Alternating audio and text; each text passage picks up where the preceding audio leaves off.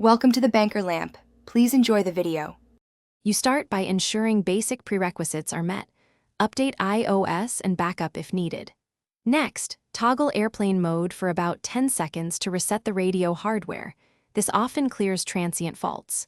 Make sure you then perform a full restart of the iPhone, hold the side button and volume until power off, wait 10 seconds, and power on. Once done, check the status bar for signal bars and cellular or 4G/5G indicators, so you know if the radio's reinitialized correctly. Now you inspect carrier level settings because carriers push critical configuration. Open Settings General About and accept any carrier update prompts.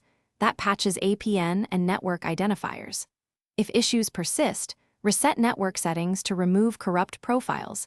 This deletes Wi-Fi passwords but reestablishes cellular defaults. Also manually verify the APN and mobile data fields against your carrier's recommended values. Incorrect APN blocks data even when signal exists.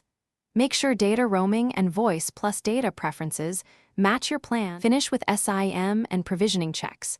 Power off and reseat the physical SIM, or remove and re-add the eSIM profile in Settings Cellular. If you have another active SIM, try it to isolate device versus carrier problems. Contact your carrier to confirm account status and provisioning, and ask if there are local tower or APN blocks. If everything fails, consider a full restore via DFU mode after backing up. Use DFU only as a last resort because it erases and reinstalls firmware and can resolve deep software corruption.